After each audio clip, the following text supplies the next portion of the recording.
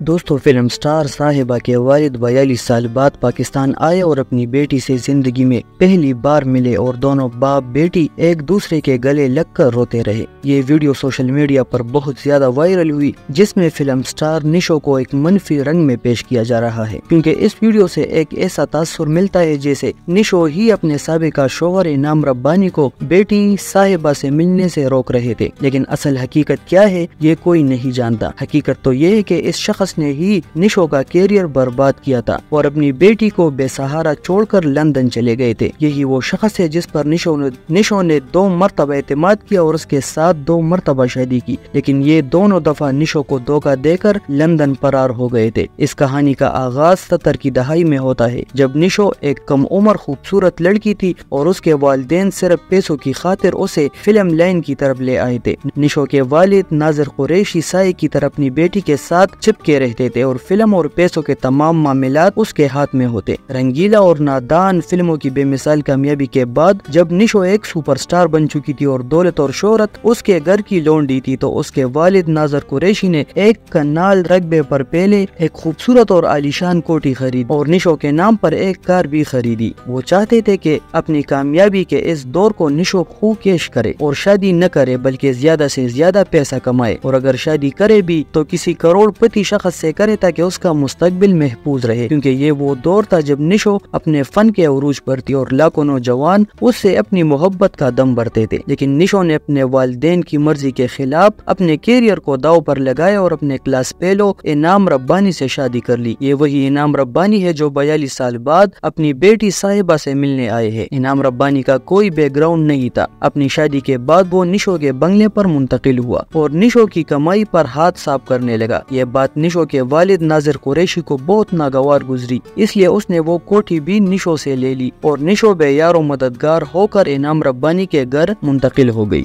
شادی کے بعد اس کا کیریئر برباد ہوا اور اس پر ستم یہ کہ انعام ربانی نے نشو سے مطالبہ کیا کہ وہ فلم سازوں سے کہے کہ وہ صرف ان فلموں میں کام کرے گی جس میں مرکزی کردار اس کا شوہر انعام ربانی ادا کرے۔ فلم ساز اس گمنام لڑکے پر اپنے لاکھوں روپے کیوں داؤ پر لگاتے، جبکہ دوسری طرف فلم لسٹ میں سپر سٹارز کی ایک کیپ موجود تھی، اس لیے نشو کو بھی کام ملنا بند ہو گیا اور اس کا شاندار کیریئر شوہر کی خاطر برباد ہو کر رہ گیا۔ جب نشو بے یار و مددگار ہو اور بے روزگار ہوئی تو شوہر نے لڑائی جھگڑے شروع کر دیے۔ اس دوران ان کی بیٹی مدیحہ پیدا ہو گئی جو بعد میں صاحبہ کے نام سے مشہور ہوئی، اور اس دوران انعام ربانی نشو اور اپنی معصوم بچی کو بے یار و مددگار چھوڑ کر لندن سودار گئے۔ نشو نے والدین کا گھر تو پہلے ہی چھوڑ رکھا تھا، اوپر سے ماں بنی تو اس کا کیریئر بھی داؤ پر لگ گیا اور اس نے مجبوری میں تسلیم پازلی سے شادی کر لی جو کہ ایک مشہور شاعر اور نغمہ نگار تھے۔ ان سے نشو کی ایک بیٹی عائشہ بھی پیدا ہوئی۔ تسلیم پازلی دل کے مریض تھے اور 1984 میں بڑی جوانی میں وفات پا گئے اور نشو نے ایک بہادر ماں بن کر بچوں کی پرورش کی۔ اب وہ ماں تھی، جوانی ڈل چکی تھی، اس لیے فلموں میں ثانوی کرداروں میں نظر آنے لگی۔ اس دوران انعام ربانی ایک بار پھر لندن سے واپس آئے اور اپنی بیٹی سے ملنے کے بہانے نشو کو ایک بار پھر ورغلایا اور نشو سے دوبارہ شادی کر لی اور کچھ عرصے بعد دوبارہ بیوی اور بیٹی کو تنہا چھوڑ کر واپس برطانیہ چلے گئے۔ اس کے بعد نشو نے چوتھی بار جمال پاشا نامی شخص سے شادی کی۔ نشو نے انعام ربانی کی بیٹی صاحبہ کی بہترین تربیت کی اور اسے پاکستان فلم انڈسٹری کی ٹاپ ہیروئن بنایا۔ پھر اس کی شادی افضل خان یعنی جان ریمبو سے کی جو کہ آج ایک خوشگوار زندگی گزار رہے ہیں۔ دوستو یہ ہے اصل کہانی، جس کے بعد آپ خود فیصلہ کر سکتے ہیں